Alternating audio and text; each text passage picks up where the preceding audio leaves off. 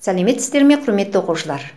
Бүгін 6 сынып математика пәнінен рационал сандар және оларға амалдар қолдану бөлімі бойынша сабақтың тақырыбы рационал сандарды салыстыру. Сабақтың мақсаттары сандарды классификациялау, бүтін сандарды және рационал сандарды салыстыру. Координаталық түзуде рационал сандарды кескіндеу және салыстыру.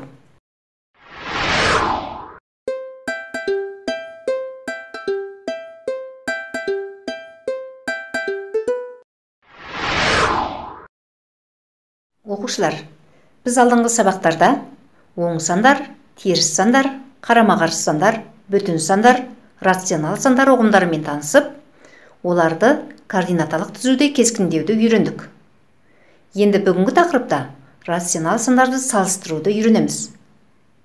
Олай болса, өтілген тақырыптарды еске түсіру мақсатында мына сұрақтарға жауап беріп өтейік.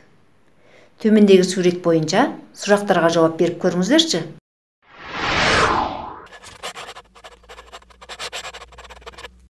Мына координаталық түзуге қарайықшы балалар. Нөлдің оң жағында орналасқан сандар қандай сандар? Нөлдің сол жағында орналасқан сандар қандай сандар? Координаталық түзуде екі санына қарама-қарсы сан бар ма? Нөлге қарама-қарсы сан қандай сан? Координаталық түзуде абсолюттік шамасы 2-ден кіші сандар бар ма?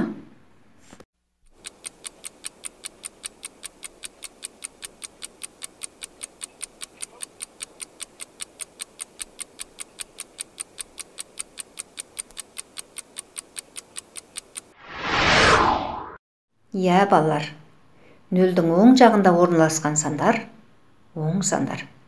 Нөлдің сол жағында орналасқан сандар олар теріс сандар. Координаталық түзуде екі санына қарама-қарсы сан бар. Ол -2 саны. Координаталық түзуде абсолюттік шамасы 2-ден кіші сандар бар. Олар 1, 0, -1, -2 сандар.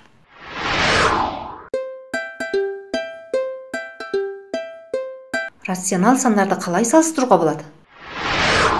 Біз координаталық түзуде орналасқан санақ басы 10 нүктесіндегі 0 санынан үлкені оң жаққа, ал кішісі сол жаққа кескінделетінін білетінбіз, иә?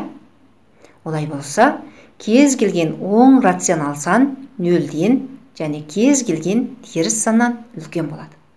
Ал кез келген теріс рационал сан 0-ден және кез келген оң саннан кіші болады.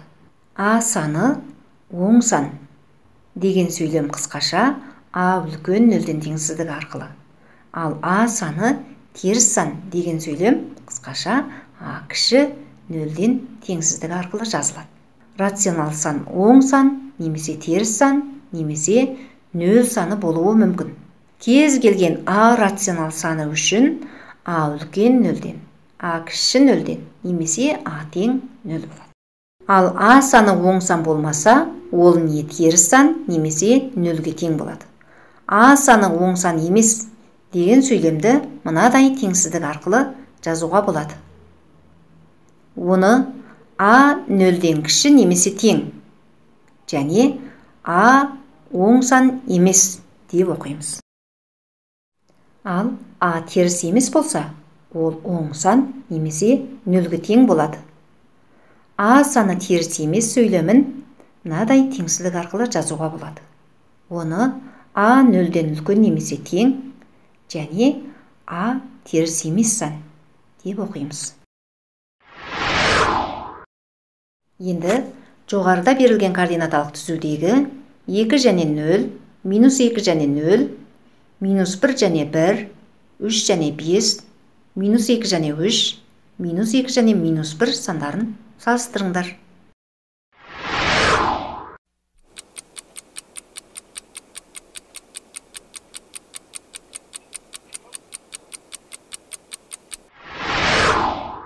Демек, балалар, 2 теріс рационал санның моделі үлкен рационал сан кіші, моделі кіші рационал сан үлкен болады. Теңсіздіктегі әріптің орнына сан қойылады. Әріптің орнына қойылатын сан осы әріптің мәні деп аталады. Әріптің орнына санды қойғанда тура теңсіздік шықса, ол сан теңсіздікті қанағаттандырады деп айтады.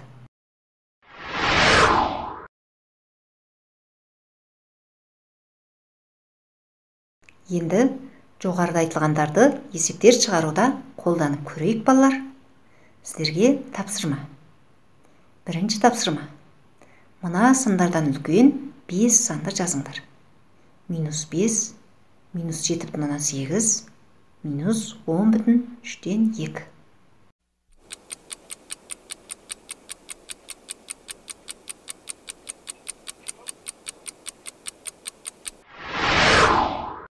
Екінші, мына сандардан кіші 5 санды жазыңдар. -23, -1,9, -23,6.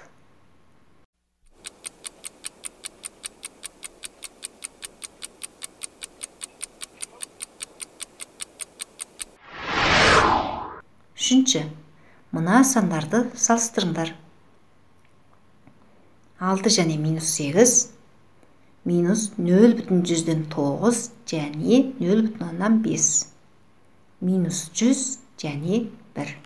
Өздеріңіз көріп отырғандай балалар, бұл жерде бүтін сандар, ондық бөлшектер және жай бөлшектер бар, я? Бұның барлығын бір атаумен біз не деп айтамыз? Рационал сандарды салыстыру. Екінші тапсырма балалар. Төмендегі координаталық түзуде көрсетілген А, Б, С, Д нүктелерінің координаталарына қарама-қарсы санды жазыңдар. Бұнда балалар, бірінші біз А, Б, С, Д нүктелерінің координаталарын тауып аламыз. Екінші, осы нүктелердің координаталарына қарама-қарсы санды тауып жазамыз.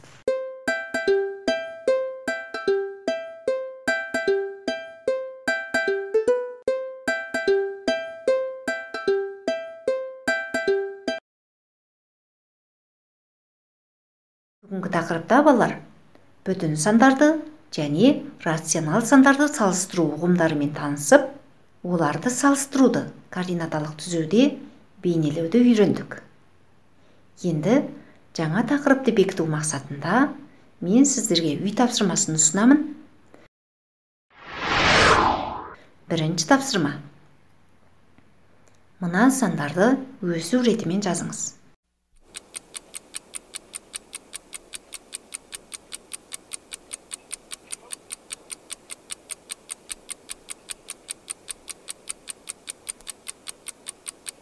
Екінші, мына сандарды кему ретімен жазыңыз.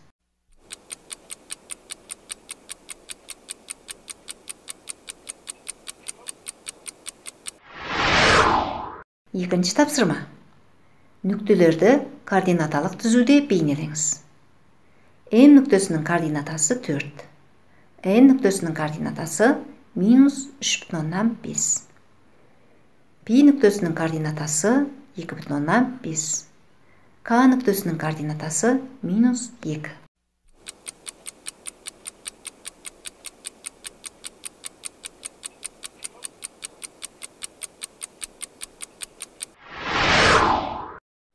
Үшінші тапсырма. Суретте наурыз айындағы ауа температурасының бір тәулік ішіндегі өзгерісі берілген.